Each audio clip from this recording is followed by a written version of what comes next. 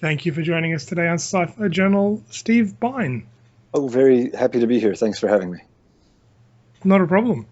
So, you're an attendee at the upcoming Star Trek Symposium in Malta. So, Yes, first up, can you tell us a little bit about who you are? I'm a professor of philosophy at the University of Dayton in Dayton, Ohio. I'm also a sci-fi and fantasy nerd, which is how I got into this volume on Star Trek and philosophy. And I'm a sci-fi and fantasy author too. Great. Okay. Now, your paper is on the Prime Directive and Kantian and Confucian understandings of ethics. Yes. So, the Prime Directive, do not interfere with species that aren't space travelers yet, basically, that aren't sufficiently advanced.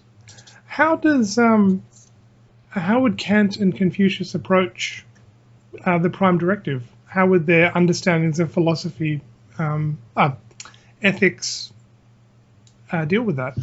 So the Prime Directive really meshes nicely with Kantian ethics. Kant is concerned with finding moral principles that operate on logic alone. He's a bit worried about defining ethics based on consequences because he says that people can use good and bad consequences to justify almost any behavior. Well, I could steal $100 from Oprah because she won't really miss it and I could do something really valuable with it or something like that. Kant thinks that's a bit dodgy. So he says what we ought to look for is universal moral principles that stand on their own logical grounds. And once you find these principles, you're not to violate them under any circumstances.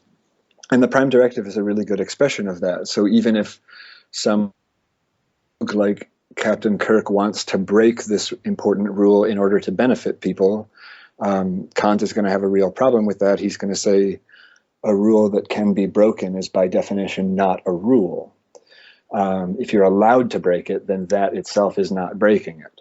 Now, Confucius has quite a different approach to that. He's very skeptical of moral absolutes. The paradigm in Confucianism is not rightness, but appropriateness. So different moral problems may have different resolutions depending on who's facing the problem. So he's going to say that the moral paragon for Confucius is called the junzi, the exemplary person.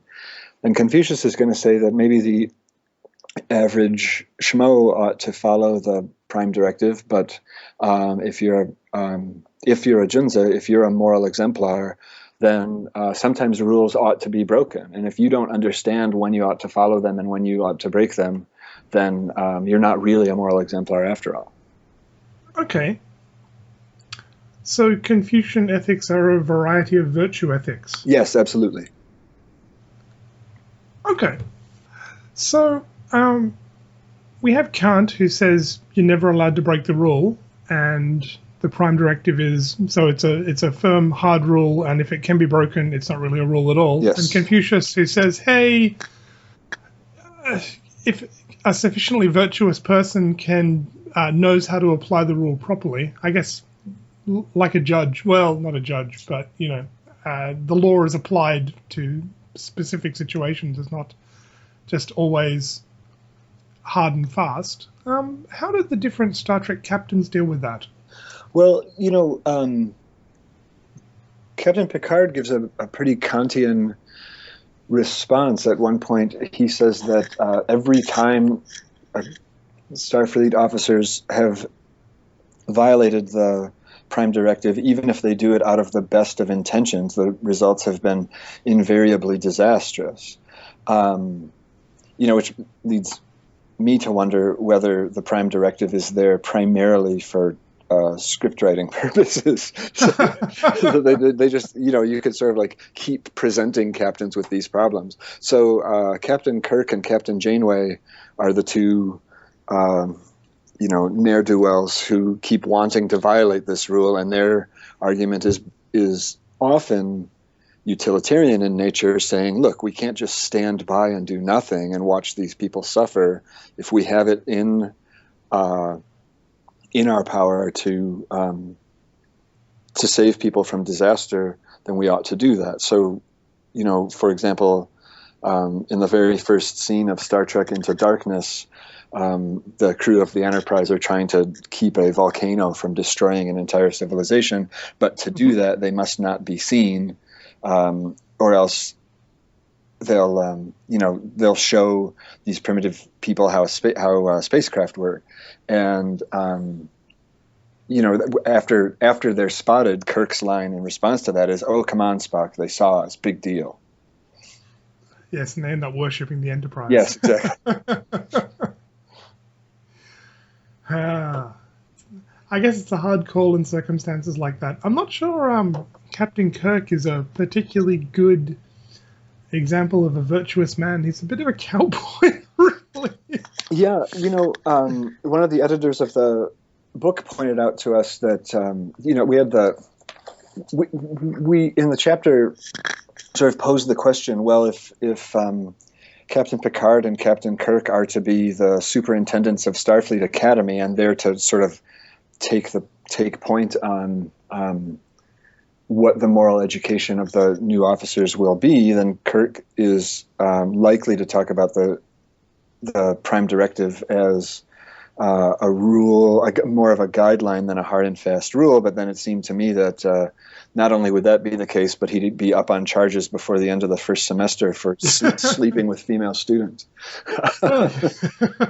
No doubt.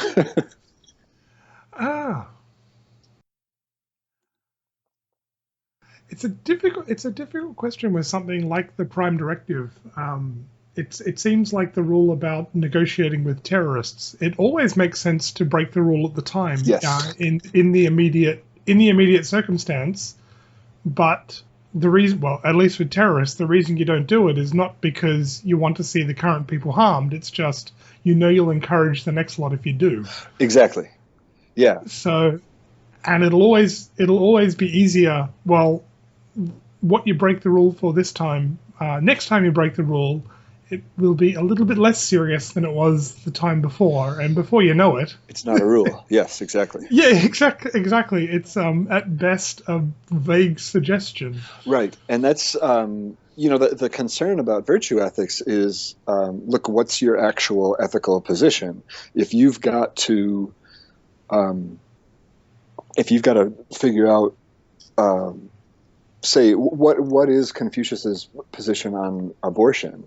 If his position is, well, you meet each woman individually and you figure out, what's her family situation like? Has she got health insurance? What are her future plans? What's the health of the fetus? If that's your answer, you don't have an answer, right? If you just say, it depends. That's the really common critique of virtue ethics, is that it seems to, for somebody like Kant, it seems too wishy-washy. But of course, the Confucian reply to that will be, look, if you're looking for one-size-fits-all solutions in ethics, you don't really understand the complexity of this thing. And we shouldn't seek a one-size-fits-all solution. Those tend to be, you're working with a sledgehammer when what you need is a very fine chisel and hammer. You're not going to get beautiful sculpture with a sledgehammer. This is true. I guess the difficulty is they're both right. Yeah, that's what's fun about it, right? I mean, that's what makes it really hard. They're both right. They're absolutely right. Confucius is absolutely right that you need to apply it to the circumstance. You need to take things into account. But Kant is absolutely right that most of us aren't really all that virtuous, and right. we're looking to justify what we want to do much more often than wanting to do the right thing. We want to do something, and we want to justify why it's right. Right, and I think that's why that's why it's important that Confucius is not really a utilitarian, right? So he's, the Kant's skepticism about utilitarianism can be solved, right? If we look at the prime directive as a utility maximizing rule, then we've got a solid utilitarian argument not to break it. But Confucius isn't a utilitarian. He's really concerned about moral virtue. And so, yeah, I mean, you do have this problem that who ought to violate the prime directive? Only good captains and only in the right circumstances. And so one of the issues you have there, we talk about this a little bit in the chapter, is are there enough Junzi candidates out there for Starfleet to train only good captains? I mean, there's a lot of starships, right? Yeah. And if you can find, I mean, if all of them were as good at this as Kirk or Picard, then you'd have fewer concerns. But surely some of them are going to make a hash of it and are going to come to the wrong conclusions. And when they do that, that's disastrous. And that's why Picard has that sort of, quite conservative approach to the problem. Yes. And I guess the difficulty with a captain like Janeway is that... Oh, hang on. How hard is Janeway on the rule? I think she's going to be a lot more flexible. But I guess at the same time she needs to be. She's got to look after her crew, and she's a long way from home. Yes, exactly. Yeah, she says you have to understand when a rule bends and when you have to break it.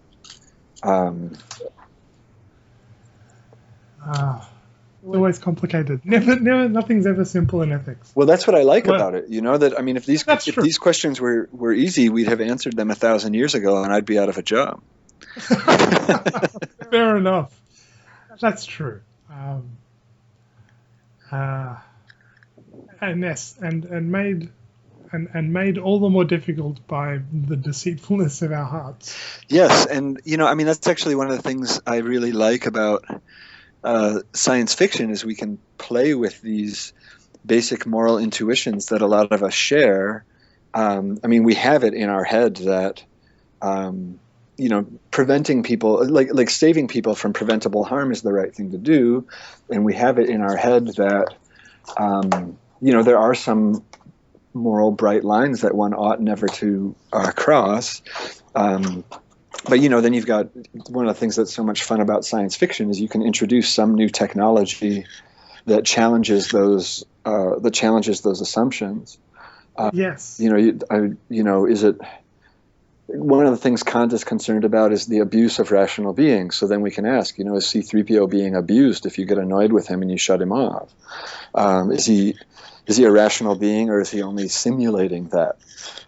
There's a really famous episode of Star Trek where Data's humanity is on trial, or his personhood is on trial.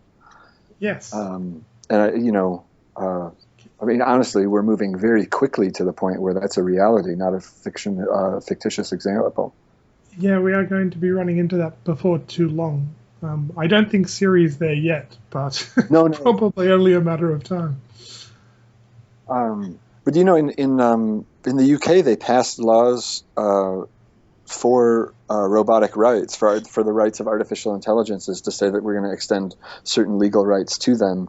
The thinking was that legislation moves so slowly and technology moves so swiftly that by the time we have artificial intelligence, it ought to be legally protected. Because as soon as we have it, it does belong to somebody, right? It has to happen on somebody's system. That's true. I thought that was quite a foresightful argument to say that we got to pass rights for these beings before they even exist. Well, up to the point till you've got to work out when does it exist. Exactly. Which will be the really hard question. Yeah, because you've got this other question, right? I mean, that when the first computer says, I think, therefore I am, when it says I have consciousness, should we believe it? Right? Is it not clever enough to have that, but clever enough to know that human beings will react to it differently? Right? Yeah. It is one of those. It's one of those really going to be a really nasty question when it finally crops up. Yeah. Because someone's going to have an interest in saying, it's just a toaster. Right, Exactly. Not. So, yes.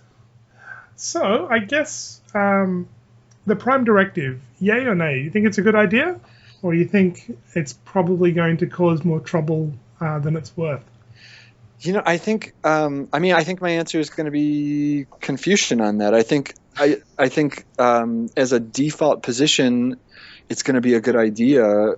Honestly, I think that these starships would have something like a hospital's ethics committee where we have the rules that we abide by, but we know the situation is complex enough. We're going to see a wide enough variety of weird cases that we'll have to have some sort of council we meet with. Of course, then the clever scriptwriter is just going to put Janeway so far away that she can't meet with that council, right? And so maybe every ship has to have an onboard, ethics panel where they can debate these cases and have, I don't know, you have 24 hours to figure out what a good solution is, or you have to follow the categorical imperative or something like that. Oh, pardon me, the Prime Directive. Well, that could be one approach. And then, of course, you get to 24 hours and 1 minute and come up with a solution. Sure, exactly. Yeah. I think as a rule, I'm glad there are these rules that people ought to follow all the time, but then every once in a while, you're awfully glad that somebody broke one. We saw this with the Ebola outbreak when they had those, 2 Americans and 1 Spaniard that were tested positive for Ebola, and we tested the serum on them, and all 3 of them were cured or survived, I guess. And it was an illegal medical experiment. You're not allowed to just inject humans with this stuff, but since the death rate for Ebola is approaching 100%, all 3 of them said it's okay. But then the response back in West Africa is, oh, fine, so you have a serum for your people. You don't have a serum for us, right? Now flip that on its head. What if we send the serum around and it doesn't work? Then the response is going to be, okay, so we're good enough for you to conduct medical experiments on, but you would on your own people. The only good answer is you use the serum on everybody and it works, but that's based on luck, right? You don't know. Yeah, there's no winning that, is there? Right. And then if it comes out, you look in the the study that said this, and somebody reads, oh, they didn't test this on anyone. They just injected hundreds of people with it. There's I don't know that there are good solutions. You have lots of bad ones, and you just have to pick the least worst. Yes, fun, always fun. All right, then. So, final question.